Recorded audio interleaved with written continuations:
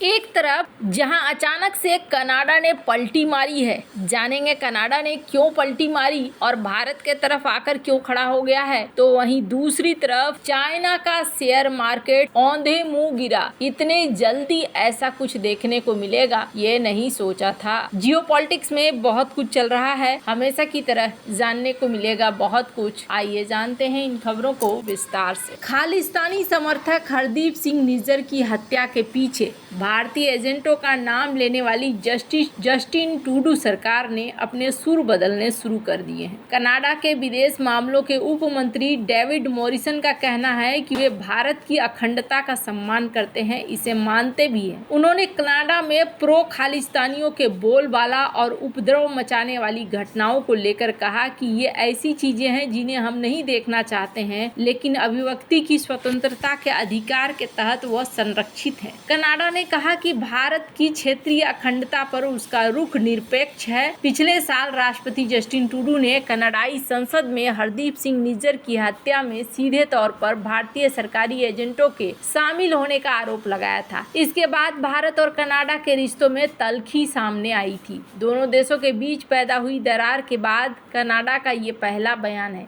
आपको बता दें, कनाडाई नागरिक निज्जर भारत के सबसे वांछित आतंकवादियों में से एक है। ओटावा में डेविड मॉरिसन ने कहा कि कनाडा की नीति बहुत साफ है कि भारत की क्षेत्रीय अखंडता का सम्मान किया जाना चाहिए। भारत एक और बहुत स्पष्ट है। कनाडा में खालिस्तान समर्थक तत्वों की गतिविधियों पर उन्होंने कहा कि ये भयानक है, लेकिन सच है। ये ऐसी चीजें हैं जिन्हें हम में से बहुत से लोग नहीं देखना चाहते, लेकिन वे अभिव्यक्ति की स्वतंत्रता के अधिकार के तहत हैं। खालिस्तानियों पर अपने पुराने बयान के बावजूद कनाडा ने भारत के साथ संबंध सुधारने के संकेत दिए हैं। आपको बता दूं, लोकसभा चुनाव 2024 के बाद से ही कनाडा भारत को लगातार संकेत दे रहा है कि वो संबंध सुधारने के पक्ष में है। ट्रूडो ने कहा कि भारत के साथ अब राष्ट्रीय सुरक्षा, कनाडाई लोगों की सुरक्षा और कानूनी शासन से जुड़े बहुत गंभीर मुद्दे फिर से बातचीत शुरू हो सकती है। पिछले साल निज्जर हत्याकांड पर भारत ने ट्रूडो के आरोप को बेतुका और प्रेरित बताकर खारिज कर दिया था। साथ ही कनाडा में खालिस्तान समर्थकों को लेकर चिंता व्यक्त की थी। कनाडा ने इसे स्वीकार नहीं किया था। इसके बजाय ट्रूडो ने कहा था कि कनाडा हमेशा अभिव्यक्ति की स्वतंत्रता पर विश्वास करता है। इसी साल जून में कनाडाई संसद में निज्जर की याद में 1 मिनट का मौन भी रखा गया था। खैर, अब ये अचानक से बदला है, क्या हुआ है जिसकी वजह से ये बदलाव देखने को मिल रहा है, तो आपको बता दूं, दरअसल में यहाँ पर क्या हुआ है कि कनाडा में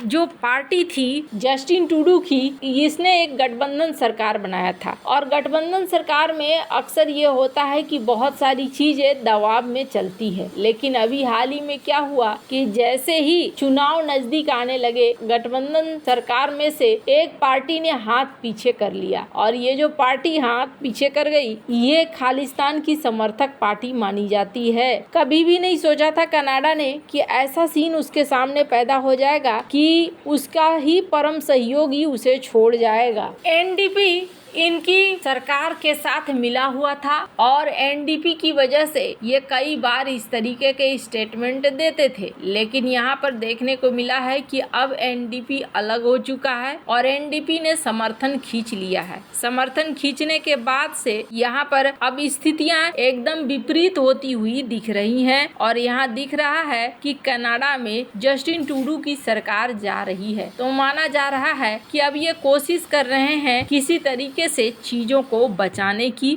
और भारत के साथ रिश्ते अच्छे दिखाकर ये कोशिश कर रहे हैं कि अपने वोट को भी ला पाए, क्योंकि जस्टिन ट्रूडो के खिलाफ यहाँ एक माहौल बना हुआ है। अब यहाँ पर ये जीत पाते हैं या नहीं जीत पाते हैं वो तो आने वाले समय में पता चलेगा, पर जस्टिन ट्रूडो कई ऐसी कोशिशें कर रहे हैं जिससे कि इनको यहाँ पर जीत मिल जाए। वैसे कहा यह भी जा रहा है कि G7 को आयोजित करने वाला है कनाडा और उससे पहले भारत के साथ अपने सारे रिश्तों को ठीक भी करना चाह रहा है ताकि G7 को भव्य रूप से दिखाया जा सके। जहां एक तरफ ये सब कुछ चल रहा है, वहीं दूसरी तरफ चाइना में ऐसा कुछ होगा हमने सोचा भी नहीं था, लेकिन यहाँ पर तो पूरा का पूरा खेल ही बदल गया है। वैसे चाइना का मार्केट फिलहाल के लिए अप है, पर कहा जा रहा है जिस रफ्तार में ये नीचे आया है इसकी कल्पना नहीं की गई थी। सोचा गया था कि एकदम राजा की तरह ये उठा था तो ऐसा ही रहेगा, लेकिन ये देखने को मिला कि गोते खाते हुए उठते,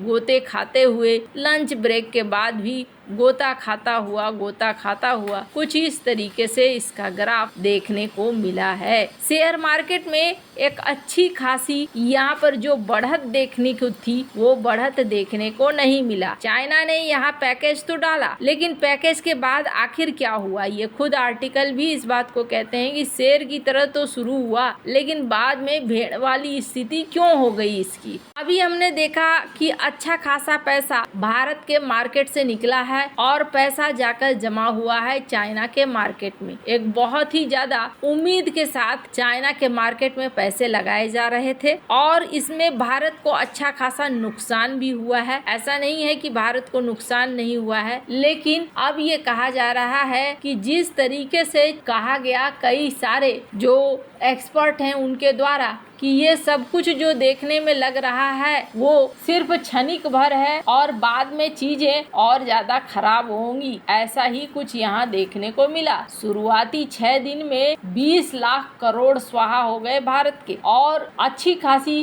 गिरावट भी देखने को मिली। हालांकि फिर भी कई सारी बड़ी ऐसी कंपनियां थी जिन्होंने अपने शेयर नहीं बेचे थे और न ही चाइना में कोई बड़ा निवेश किया था। चीन के शेयरों पर बहुतों को संदेह था, इसलिए इन्होंने यहाँ अभी भी बचा कर रखा हुआ था। इन्होंने अपने पैसे पूरी तरीके से यहाँ नहीं लगाया था और अभी वैसा ही हुआ। अभी ये हुआ है सीन कि यहाँ पर ये गिरावट देखने को मिल रही है और इसके पीछे कारण क्या है, क्या हुआ आखिरकार ऐसा जो गिरावट देखने को मिलने लगी वो भी इतनी तेजी के साथ। तो इसके पीछे कारण ये बताया जा रहा है कि दरअसल यहाँ पर इन्वेस्टर्स ये सुन रहे थे और चारों तरफ ये था भी हल्ला कि यहाँ पर अभी और भी ज्यादा चाइना पैसे निकालने वाला है, पैसे लगाने वाला है। लेकिन इसके उलट जो स्टेटमेंट जारी की गई उस स्टेटमेंट में ये कहा गया कि चाइना और ज्यादा पैसे यहाँ पर नहीं लगाएगा, कोई नए पैकेज की किसी घोषणा को नहीं करी है। यहाँ पर जब स्पीच देने के लिए पहुंचे जेंग तो इन्होंने इस बात को साफ किया, जिसके बाद मार्केट जो सोच कर बैठा था मुफ्त की कमाई के लिए, वो मुफ्त की कमाई यहाँ पर नहीं हुई और चीजें अभी गड़बड़